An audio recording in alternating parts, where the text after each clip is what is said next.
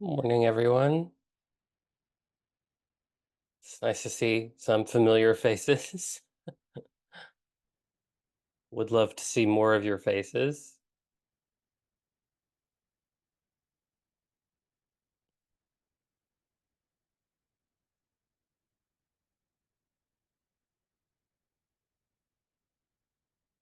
Would love to see even more of your faces.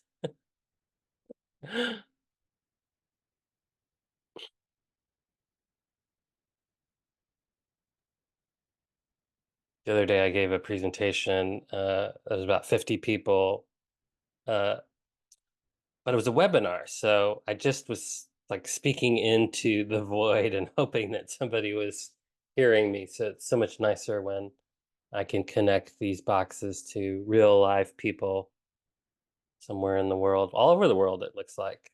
Um, so, good morning again. My name is Gulu. I'm going to be stewarding us this morning in our time together. The agenda for today will start with a little bit of chanting. There's a chant book that Michael will share in the chat. Then, from the chanting, we'll go right into a period of meditation, light guidance. Then I'll do Dharma reflection. That'll take us to the hour, and if you'd like to stay, we have an extra 15 minutes for Q&A, discussion, conversation. So total of an hour and 15 minutes. So let's begin with chanting. Let's begin with the chant book on page 5, the highest blessings, the Mangala Sutta. I really love this is probably my favorite sutta because I believe what I love about it is it contains so many of the core teachings in the Dharma, sort of like all in one convenient package. So now let us chant the discourse on highest blessings. Thus have I heard that the Blessed One was staying at Savatthi, residing at the Jeta's Grove in Anathapindika's park. Then in the dark of a night, a radiant Deva illuminated all Jeta's Grove. She bowed down low before the Blessed One. Then standing to one side, she said, Devas are concerned for happiness and ever long for peace. The same is true for humankind. What then are the highest blessings? Avoiding those of foolish ways, associating with the wise, and honoring those worthy of honor. These are the highest blessings.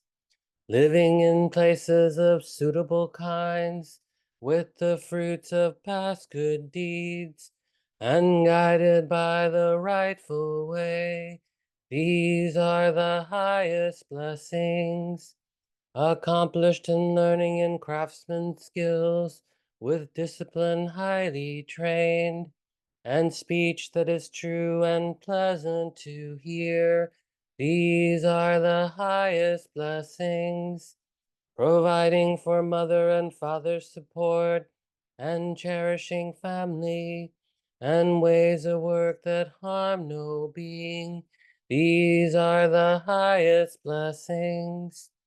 Giving with Dhamma in the heart, offering help to relatives and kin, and acting in ways that leave no blame. These are the highest blessings.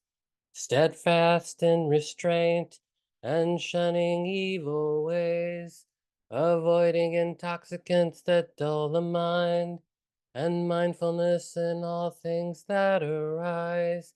These are the highest blessings. Respectfulness and of humble ways, contentment and gratitude, and hearing the Dhamma frequently taught. These are the highest blessings. patience and willingness to accept one's fault, seeing venerated seekers of the truth, and sharing often words of Dhamma. These are the highest blessings. The holy life lived with ardent effort, seeing for oneself the noble truths and the realization of Nibbana. These are the highest blessings. Although involved in worldly ways, unshaken the mind remains, and beyond all sorrow, spotless secure. These are the highest blessings. Those who live by following this path know victory wherever they go, and every place for them is safe. These are the highest blessings.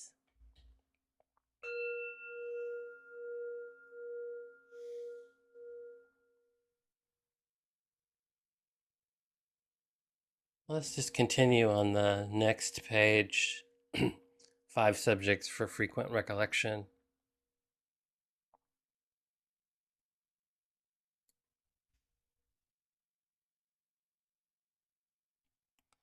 Now let us chant the 5 subjects for frequent recollection.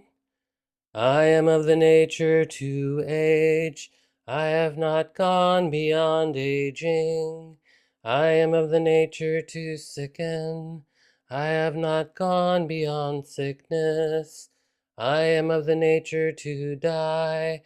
I have not gone beyond dying. All that is mine, beloved and pleasing, will become otherwise, will become separated from me. I am the owner of my karma, heir to my karma, born of my karma, related to my karma, abide supported by my karma.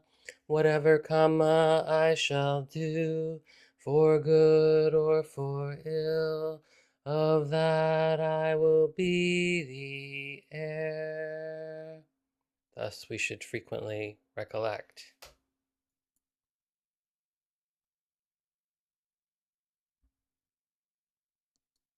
Okay, let's do the Great Compassion Mantra, which I think is on page 13.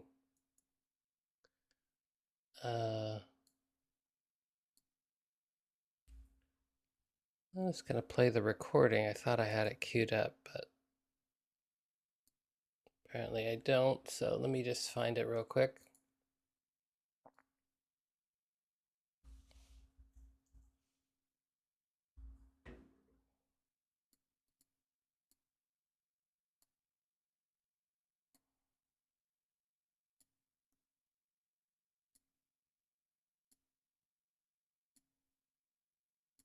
Okay, chants and mantras. Let's share my sound.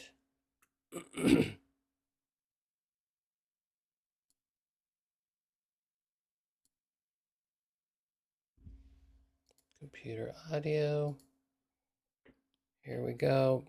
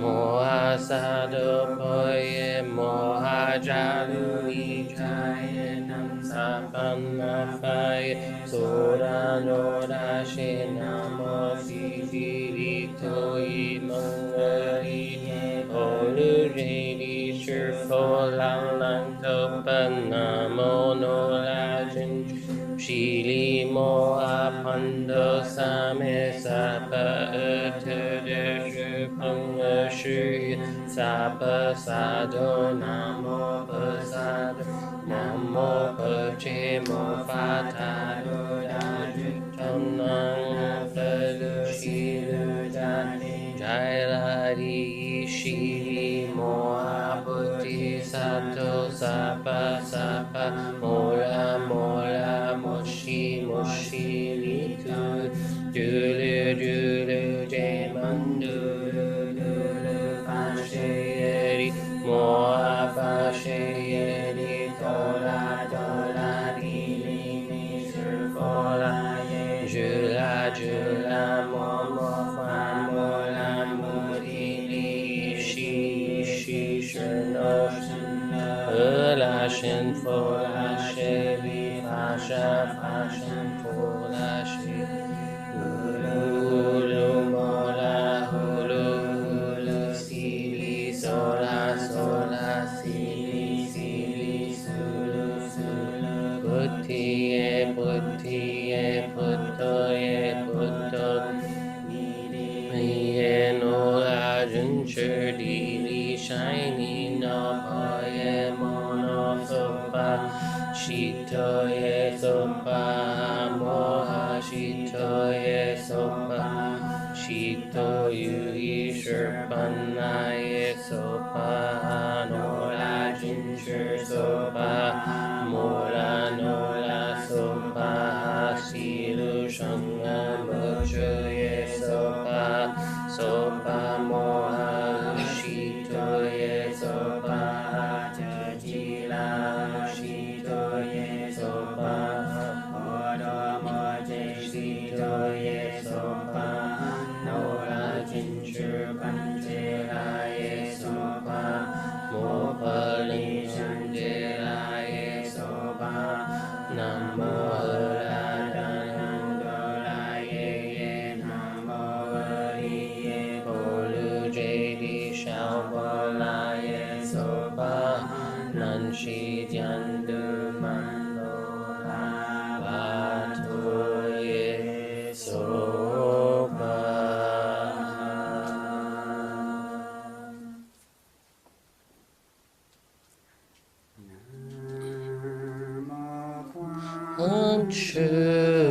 Yin Husayna Mo Quan Yin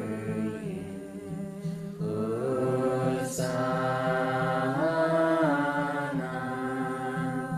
Mo Quan Yin Husayna Mo Quan Yin Husayna Mo Quan Yin Husayna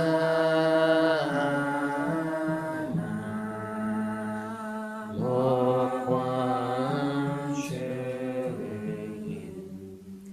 Husayna.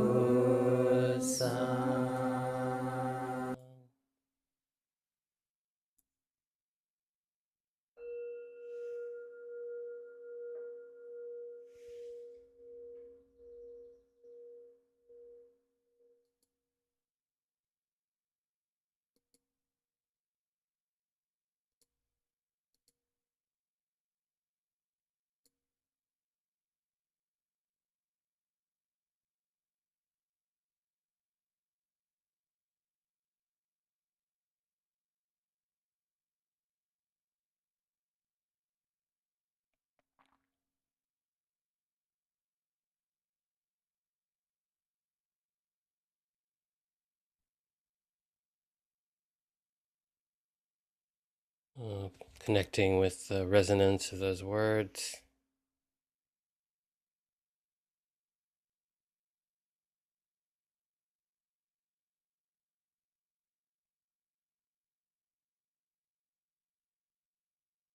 Maybe noticing some echoes in the body and the heart.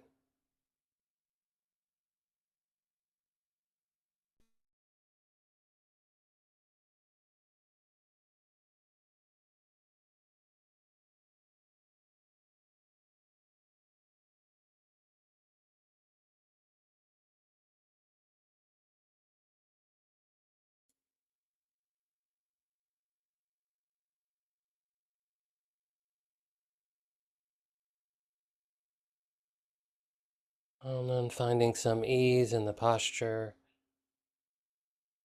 letting the body soften, letting go of anything extra.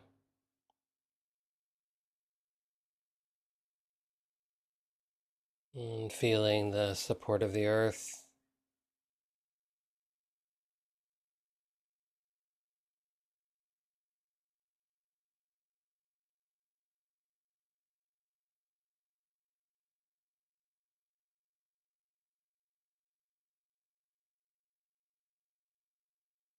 And resting the awareness in the body, connecting with whatever sensations are present.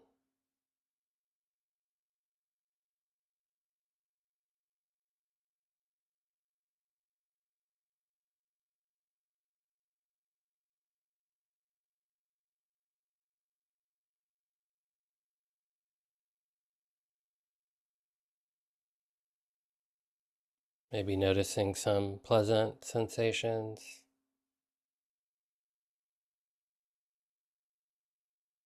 maybe some unpleasant,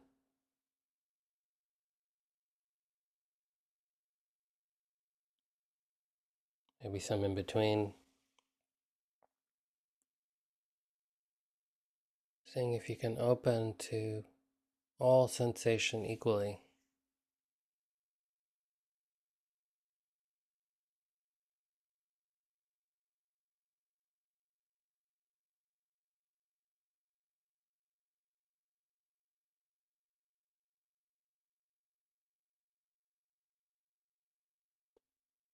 And perhaps noticing the attitude of the mind, the mood of the mind,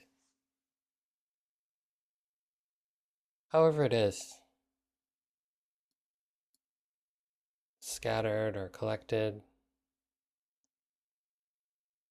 distracted or focused, contracted or expanded. Just touching into the sense of the attitude of mind.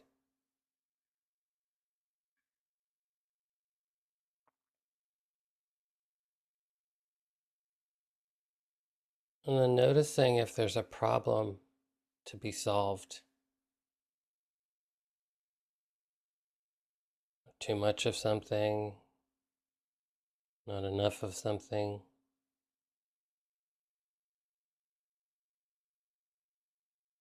Some questioning or vacillation.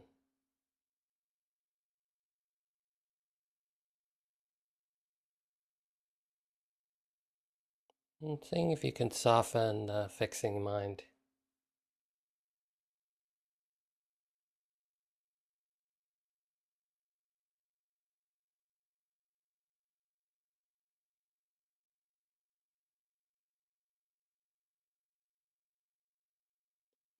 And letting the attention rest on the feeling of the breath moving through the body, so that everything else fades into the background.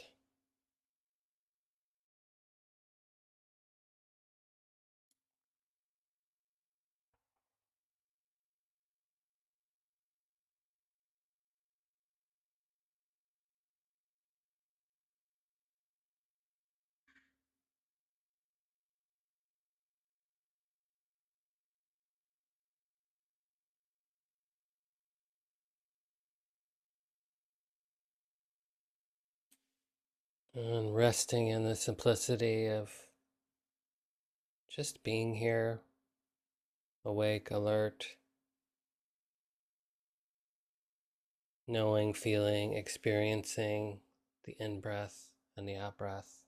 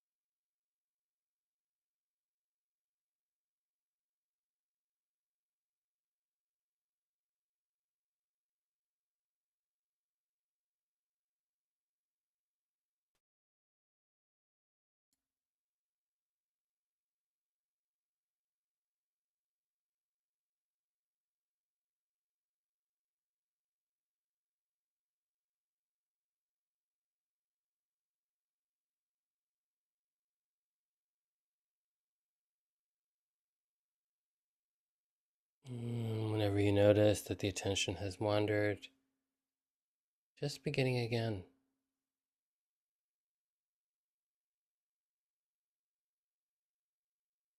Core of this practice is this commitment to begin again in each moment.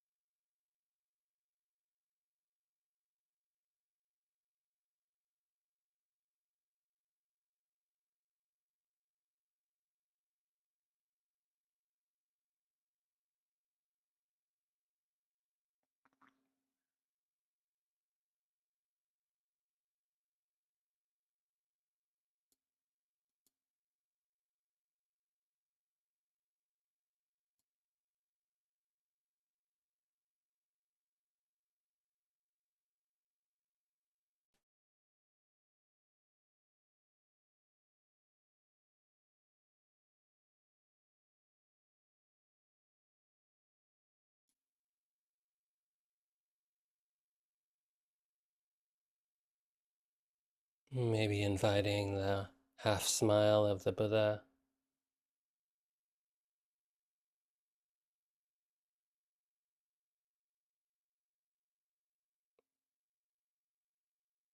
Can help us connect with the joy of this meditative renunciation, turning inward, secluding the mind.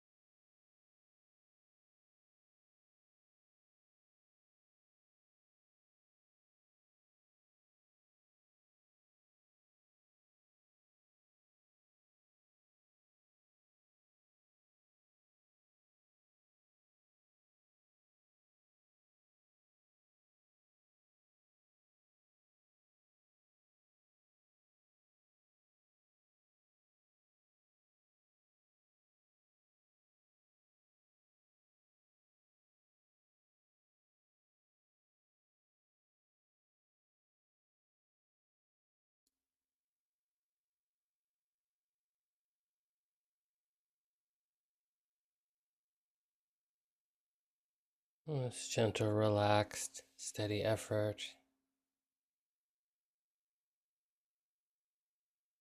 Practicing without agenda, not trying to make anything happen. Just resting in the knowing of the experience of breathing.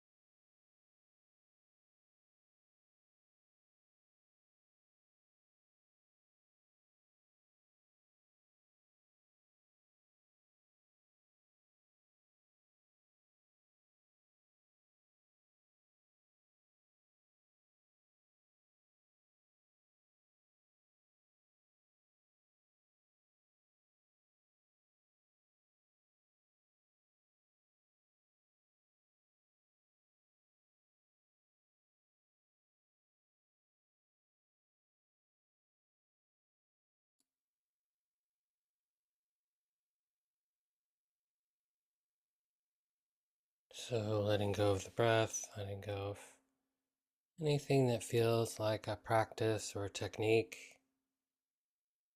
and just resting.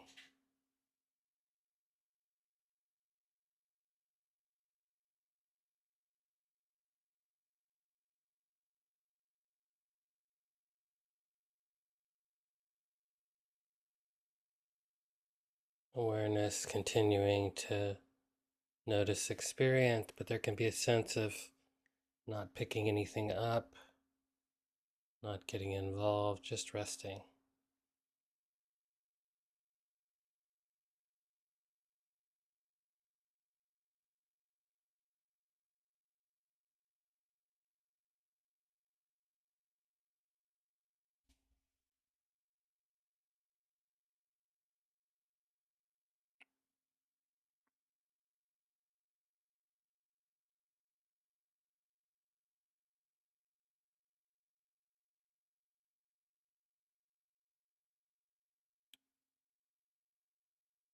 And then letting the sound of the bell guide the same quality of presence,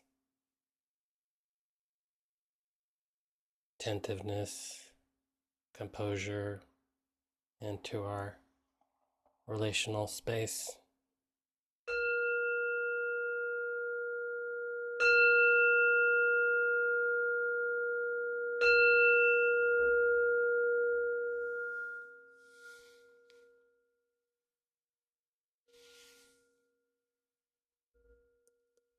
Thank you for your practice.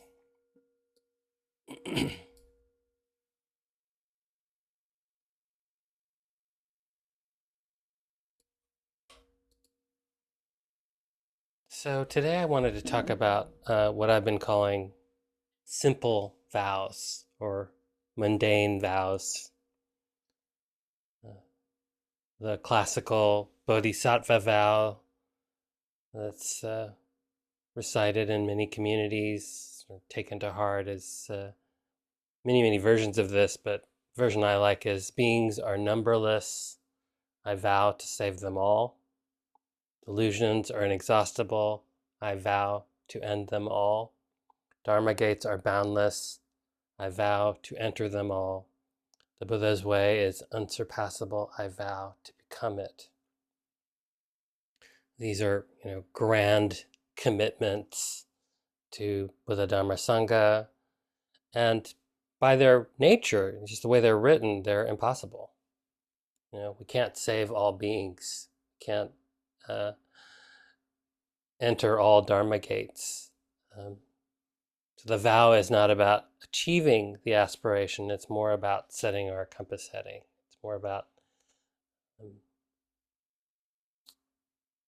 in the moments where mindfulness gives us a choice point, the vow gives us a way to measure or assess the next action of body, speech, or mind. And with repetition, we actually do begin to transform the inner landscape, change our brain in a way. And when we're confused or paralyzed or frozen, at least we can be kind of facing in the right direction and intending to move in that direction. So vows can have this epic scope, like these classical vows. Many of us in this circle have been studying the 10 vows of Samantrabhadra, which have a similarly epic scope. But I'd like to talk about 3 simple vows that I made to myself. So one vow I've made to myself is to pop the bubble of thought whenever I can. So in practice, this is to notice when I'm lost in thought.